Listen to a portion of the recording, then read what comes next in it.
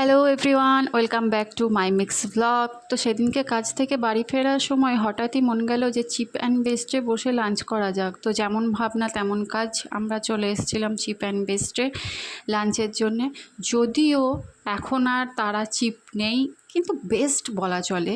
Seriously বলছি ভাই, best বলা চলে। বর্ধমানের মতো জায়গায় এখনও পর্যন্ত এই মানে দামে এখনও পর্যন্ত বেস্ট খাবার দেওয়া সত্যি করেই চিপ অ্যান্ড বেস্ট।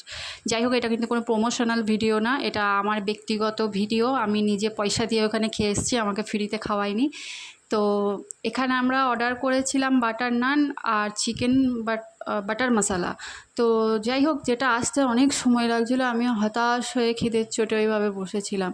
তো এদের এখানে বিরিয়ানি ফেমাস, কিন্তু আমরা এটা ট্রাই করেছিলাম, আমার তো খেতে খুবই ভালো লাগলো। তো কে কে গেছো চিপ অ্যান্ড বেস্টে জানিও।